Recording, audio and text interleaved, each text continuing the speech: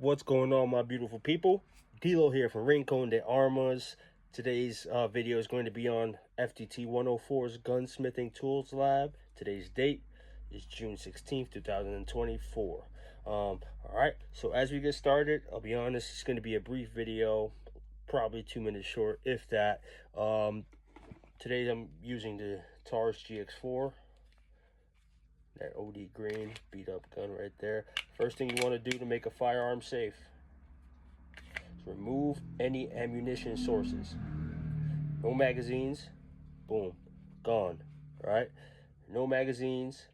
You can see there's no magazine in it. That's first step in making it safe. Second step is racking to ensure that no round that may be chambered in there, if there is a round in there, it will exit because it's connected to the extractor at that point. Third step is I want to keep the slide locked back, is what I mean. I want to lock the slide backwards and visually inspect that there are no rounds or a live round in here at all. All right, that makes sense. No live ammunition, as you can see.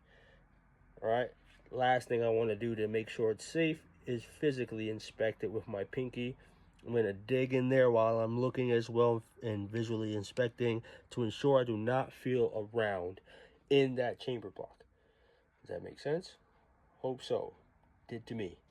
All right, now that the firearm is safe, is made safe, you can go ahead and proceed what you've been tasked with doing for this firearm. Once you've made it safe, you have to make it safe. Number one thing about firearms is safety.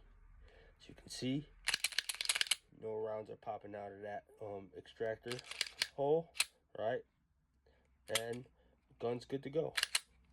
And that has been making the firearm safe for FTT104 Gunsmithing Tools Lab, right?